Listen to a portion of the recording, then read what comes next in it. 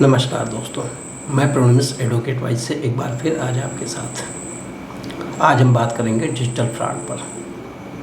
बहुत से लोगों के पूरे जीवन की जमा पूंजी को ये साइबर अपराधी 1 सेकंड में उड़ा देते हैं। एक OTP आपने बताया तो पैसे तो उड़ जाते हैं और आप हाथ मारने के लिए बेबस। यही नहीं, कभी कभी आप ऐसा भी करते हैं कि आप OTP नहीं बताते हैं और लेकिन उसके बाद भी साइबर अपराधी आपके खाते को अपने क्राइटेरिया में रखते हुए उसको उस हिसाब से डील करते हैं कि आपको उसका पता ही न चले और आपसे बात करते करते आपके अकाउंट को साफ कर देते हैं। ऐसे में आप बाद में स्वयं को ठगा सा महसूस करते हैं और फिर आप यही सोचते हैं कि मैंने ऐसा किया क्यों, लेकिन ये गलत है। आपको ऐसा सोचने की ज़रूरत तत्काल नहीं है। यहाँ पर आपको साइबर ठगी के शिकार होने के बाद अपने प्रेजेंट ऑफ माइंड को कंट्रोल में करते हुए उसका प्रयोग करना चाहिए और निराशा और ठगी की बात को सोचने के बजाय आपको तुरंत एक्शन लेना चाहिए। आप जब एक्शन तुरंत लेंगे तो उससे आपके बचे हुए पैसे जो साइबर क्राइम के द्वारा किसी के द्वारा हैक किए गए हैं वो वापस तो मिल ही सकते हैं। साथ ही साथ आपको अपनी जो भी गतिविधियाँ हैं उसको क्रियान्वित करने के बाद सफलता मिलने की भी संभावना अपार होती है। तो आपसे हम निवेदन एक बार फिर करेंगे कि अगर आप हमारे चैनल पर नए हैं तो चैनल को सब्सक्राइब कर दें। यदि आप पुराने हैं तो वीडियो को शेयर अधिक से अधिक करें और अपने लाइक और कमेंट भी हमें दें और अपनी जो भी समस्याएं हैं या जो भी आपके विचार हैं उसको कमेंट के माध्यम से हम तक पहुंचाएं। साइबर क्राइम का शिकार होने के बाद आप किस वेबसाइट पर जाकर कंप्लेन करेंगे इसको हम डिस्क्रिप्शन में दे देंगे। तो आइए बात करते हैं साइबर क्राइम पर शिकार होने के बाद क्या करें।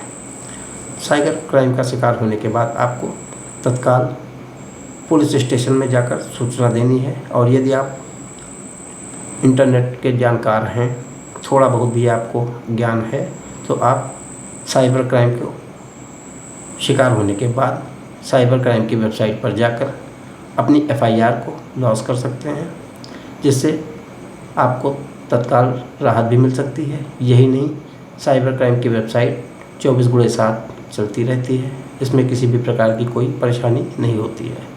यदि आप साइबर क्राइम की वेबसाइट पर शिकायत नहीं कर सकते हैं तो आपको अपने मोबाइल को तुरंत उठाना है और 1930 या 155-260 मिलाकर अपनी कंप्लेन रजिस्टर कर देनी है।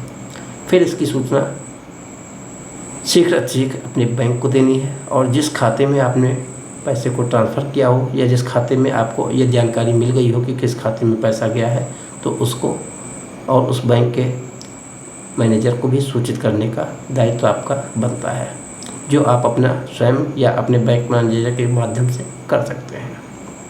इसके अलावा यह साइबर क्राइम का शिकार होने के बाद आपके पैसे महीने 2 महीने तक नहीं मिलते हैं तो फिर आपके पास आगे कई विकल्प खुले हुए हैं, जिसमें बैंकिंग लोकपाल तक शिकायत कर सकते हैं। इसके अलावा अपने पुलिस अधीक्षक को शिकायत करके जन सुनवाई पे इसकी शिकायत कर सकते हैं और फिर अधिवक्ता की सहायता लेकर विधिक नोटिस भेजकर साइबर क्राइम का शिकार करने वाले व्यक्ति के विरुद्ध वसूली की नोटिस भी देकर उसे वसूली कोर्ट में दायर कर सकते हैं। यही नहीं, 156(3) के तहत भी आप उसके ऊपर FIR लिखवा सकते हैं और तमाम रास्ते आपके पास भविष्य में खुले भी होते हैं, जिनसे आप अपनी धन की रिकवरी कराने के लिए उसके विरुद्ध एक्शन ले सकते हैं। आशा है आपको जानकारी पसंद आई हुई होगी। यदि किसी भी प्रकार की इस तरह की कोई परेशानी आपको है तो आप हमसे संपर्क भी कर सकते हैं। स्क्रीन पर हमारा नंबर आपको उपलब्ध भी करा दिया जाएगा। साथ ही साथ आपको सबसे बड़ी जो सावधानी बरतनी है वो ये है कि आप अपने खाते का अनाधिकृत लेन देन करने से बचें, किसी को अपनी OTP ना बताएं। साइबर क्राइम करने वाले लोगों के द्वारा उनकी मीठी बातों को इग्नोर करना सीखें। उनके चंगुल में फंसने से बचने के लिए अपने ब्रांच मैनेजर से संपर्क करके किसी भी अन्य जान व्यक्ति के खाते में पैसे को भेजना सुनिश्चित करें। एक बार फिर आपसे निवेदन है कि आप चैनल को सब्सक्राइब अवश्य कर दें, वीडियो को अधिक से अधिक शेयर करें और अपने विचार हमको कमेंट के माध्यम से भेजें। धन्यवाद।